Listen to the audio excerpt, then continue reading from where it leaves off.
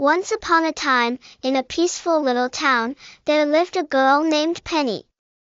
Penny loved reading about magical creatures, but she wasn't very brave herself.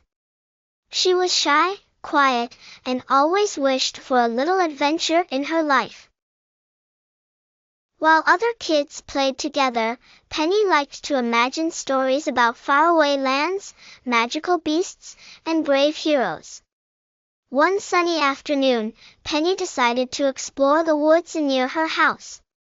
She walked along a quiet path when suddenly, she spotted something shiny under a bush. It was a strange egg, glowing with golden light. And just as Penny reached out to touch it, crack! The egg broke open. Out of the egg came the tiniest dragon Penny had ever seen. He was no bigger than her hand and had shiny green scales that sparkled in the sunlight. The dragon wobbled on unsteady legs, looking at Penny. "Hi! I'm Ember." "Who are you?" the dragon greeted. "Why, you can talk." "You're a dragon!" Penny exclaimed. Penny couldn't believe it. A real, live dragon. Ember told Penny that he had big dreams of being a guardian dragon. But he was so small that nobody believed he could do it. Penny and Ember quickly became the best of friends. Penny helped Ember practice his dragon skills like flying and fire breathing. Ember held on to a kite string, trying to fly, and puffed out tiny clouds of smoke. Ember looked determined as Penny cheered him on. And Ember taught Penny about bravery. "Being small doesn't mean you can't do big things," he told her. "It's not about size, it's about heart."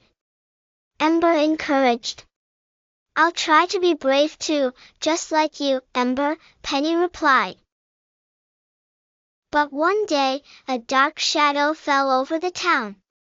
A giant bird-like creature with sharp claws swooped down, scaring everyone and destroying the forest. The giant bird flew over the town while people ran in fear, and Ember and Penny looked worried. The townsfolk didn't know what to do.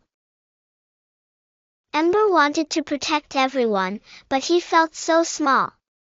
Penny was scared too, but she remembered Ember's words, "It's about heart." Penny came up with a clever plan. She rallied the townsfolk to build a trap, using shiny objects to lure the bird away from the forest.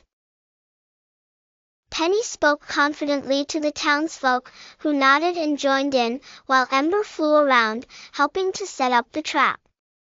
With everyone working together, the trap was ready. Penny and Ember waited nervously as the bird approached. When the bird landed near the shiny objects, Ember bravely flew in front of it, puffing smoke to distract it. The bird chased Ember, but he was too quick, leading it straight into the trap. The bird was captured and safely returned to its faraway home. Penny and Ember had saved the day. The townsfolk celebrated Penny's bravery and thanked her and Ember for protecting the town. Penny realized she could be brave, even if she was scared. "See, Penny? You were brave all along," Ember praised. "Thanks, Ember. We make a great team," Penny replied. From that day on, Penny and Ember became known as the town's protectors. And together, they were ready for their next big adventure. Penny and Ember flew over the forest at sunset as a book closed with the title, Penny and the Pocket-Sized Dragon. And so, Penny learned that courage isn't about being fearless, it's about doing what's right, no matter how small you feel. What would you do if you met a tiny dragon? Maybe you'd go on an adventure too.